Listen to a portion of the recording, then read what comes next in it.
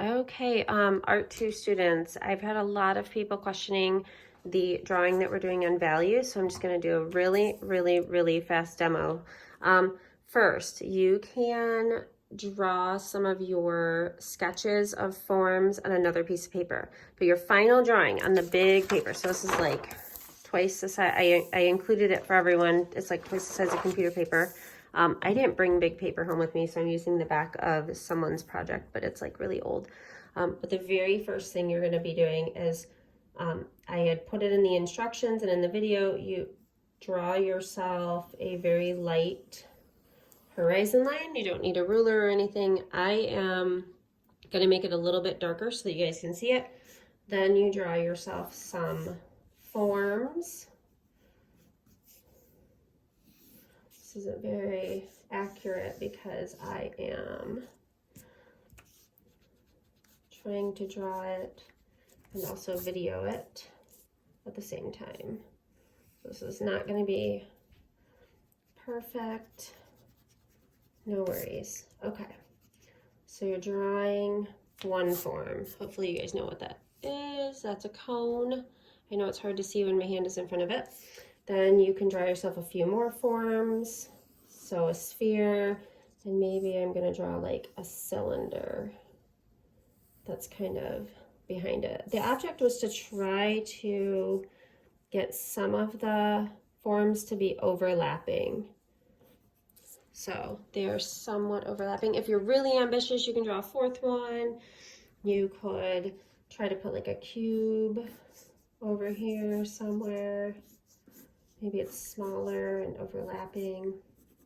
But the point is, you really want to draw your pencil lines really light. Again, I know mine are not super light, but they're light enough where I can erase them pretty easily. And then you guys just start adding value to them. So you don't really, if you drew this light enough, you don't have to erase it. I'm going to try to make this really short and sweet for you. And then I have to decide where my light is coming from. So I'm just going to put something right there. This is Lacey's rainbow eraser. This is where my light is shining down. Because if I draw it on the image, then it's going to be really, let me see if I turn lights on if it's better. It's going to be really hard to see at that point. So right now I have some forms. I have my little surface, my little tabletop that's kind of behind. If I draw them just sitting on this horizon line, then they are not going to look like they're actually on the tabletop. So since my light is coming this way, all of my shadows, let me see if I can do this without, I'll try and do it from the opposite edge. All of my shadows are going to be, I'll do a really quick version for you guys. All of my shadows. And remember, there are so many ways to add value. You can change the direction of your pencil marks. You can do some scribbling and filling. I like to get a nice flat edge on my pencil and then just start bringing the value over. I'm not going to have a lot of value on this side because that's where the light is going to be hitting. But usually, anything that has a round shape is going to have rounded shadows, especially at the bottom.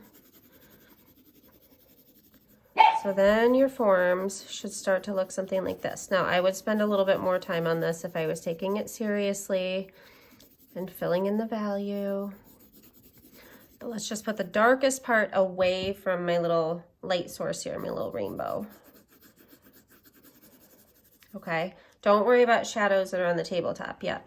Let's just worry about our forms. So the light is hitting here, so there won't be much value on the top of my cube, maybe just a teensy bit of light value right there. And then all the way down here at the bottom, it's going to get really dark. So I'm going to make this dark because it's also probably going to get a little less light because that cone is next to it. Okay. Now, at the end of this, you won't even be able to see like the lines that I made because the shadows and highlights should outline the object for you. So you don't have to like draw them really dark with pencil. Okay. All right, I'm just going to keep this going here. Let me get my cube kind of shaped. It is a little tricky doing it upside down, I'm not going to lie. And then this part is probably the darkest side because it is not gonna get a whole lot of light on the opposite side of the light source. So this should be like dark to medium. Try not to make it look like I'm just coloring it in, but it's gonna be messy, but I'm just doing a quick tutorial for those of you who keep kind of asking questions on these. Okay, so, and I'm making kind of a mess with my hand because I'm drawing upside down. So I'm right-handed, so normally if I'm drawing on this side, I always put my darkest part where my hand is going to be because I usually get sort of these like dark marks here. But you can't really control it if you really are drawing something that's, you know, in real life. You don't know where your light source is going to be. And again, this is on the back of another project from the past that I brought home as an example. But on the sphere, all of my value is opposite the light source. So if the light is hitting right here, I will not have much happening on this side. So let me just try to fill this in nicely. I always try to get my darkest areas on there first. Hopefully you all got to see the YouTube video this morning of Pictionary with the office staff, which was really fun. And then around my sphere, I'm going to start to get like medium and light values sort of happening. My favorite technique for adding value and shading is cross-hatching, and then just kind of like messy little like scribbled out areas. So this should sort of help you guys get your project started, because I just have so many people sending me pictures of sketches, but not the final drawing, which should look something along these lines. Obviously, I would take more time, clean that up a little bit if I was really working on it, but it's the best I can do for like a quick video tutorial. So the light is still like hitting this side. Maybe there'd be a little less over here. I like these pencil erasers because if you don't have a kneaded eraser, these are really easy because they're flat. Okay, and I have a fold in my paper. You will too, so that makes a kind of a mess also. For my cylinder, this is going to be kind of interesting. So since the light is coming this way, the darkest part obviously is going to be on this side. So I'm going to go ahead and fill my darkest area in first. Okay. Let's just fill some of this in so that it fits.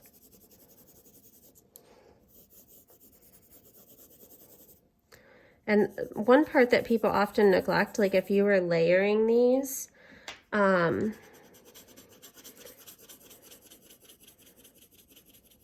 is the shadow that would be cast from the sphere right here. So I'm just going to do a little bit of messy value right there, but the rest of this will be light on this side because that's where the light's hitting. And there's usually a little shadow at the bottom of this edge.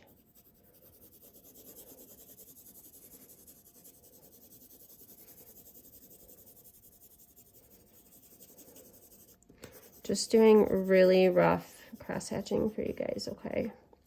And then on this side, and you can get darker than this, so for the top part of my cylinder, again, I have my pencil really, really like flattened out at this point.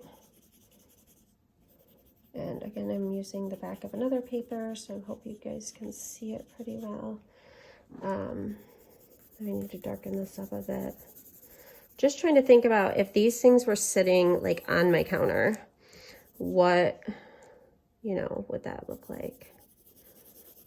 Probably a little bit of value here. And that's a really rough sort of sketch there, but it's already looking pretty lifelike. And then once you are happy with those, a lot of you have already done some sketches, so that's great.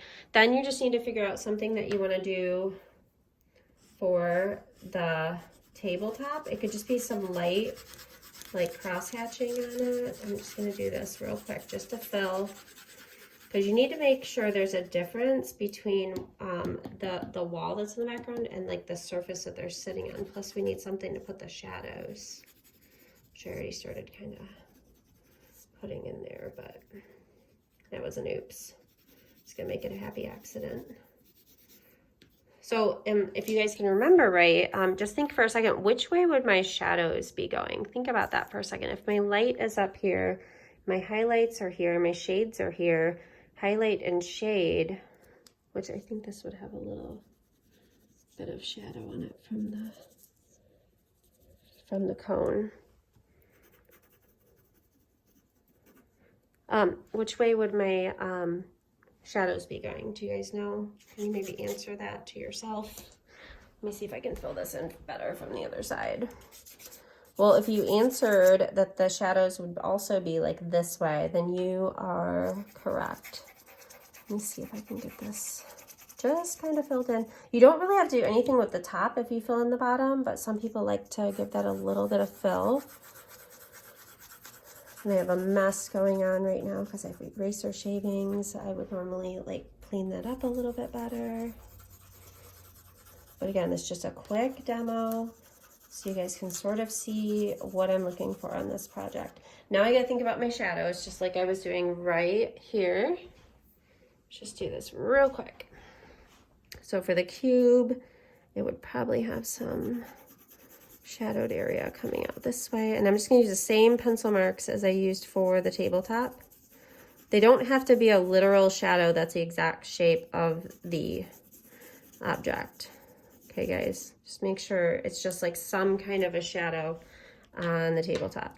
And then from the cylinder, or I mean the sphere, it would probably be something along these lines. Obviously there's going to be a little more shadow in between right here. It's just really like, I just want you guys thinking, drawing. This is a project we almost always do in art too, so I thought from home you'll be able to look up YouTube tutorials. There's lots of people that do this sort of thing. Lots of videos on this stuff. So my forms should start to look like they're kind of casting are pretty rough. My pencil's like needing sharpened, but I'm just going to try to go with it. But the shadows are underneath and opposite of your light source. So should start to look like I have some, oh, I hate that there. It's hard for you guys to see it. But maybe if I move it this way and see if there's less shadow on it. So it could be, your drawing could be as simple as this, or you could make it even more, like you could really start filling in. I posted some examples. So this drawing, maybe some sketches for it. I didn't make that mandatory, but a lot of people were doing some sketches for it. This drawing, and then the germs worksheet.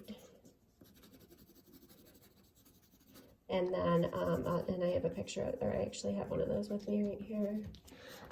But it looks something like this. So you're answering, in most cases, diseases and illnesses are caused by a virus, parasite, abnormal cells, or an infection.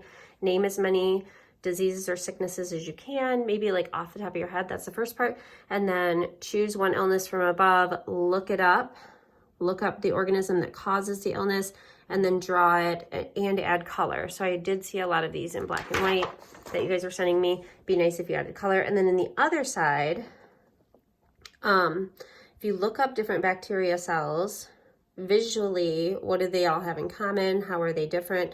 And then down here, just take a second to like imagine what the coronavirus looks like as a bacteria cell. And then you can look it up and compare what you drew. And then as a bonus, I said like, what are some things that you have found out about the coronavirus? Because obviously more information is better, and artists can definitely help with that kind of stuff. So I have this worksheet, and then this is your drawing. See, like I showed you, it's the size of 2 pieces of paper. It was attached and stapled to your packet. So if you did do some sketches on like one part of it, you can just flip it over and draw on the other side. I probably, in hindsight, would not have made my horizon line so dark, so I'm just gonna kind of muddy that up a bit But the examples should be pretty clear. I've shared examples with you, and there's so many examples of value forms drawings online. And then you guys can just sort of have fun with it. You have 3 weeks to work on it and finish it and touch it up. If you get tired of it, walk away, because obviously we would only work on it for, you know, maybe 20 or 30 minutes a day. But hopefully this clears up some questions that some of you were having. I hope you have an awesome day, and I will talk to you guys via email.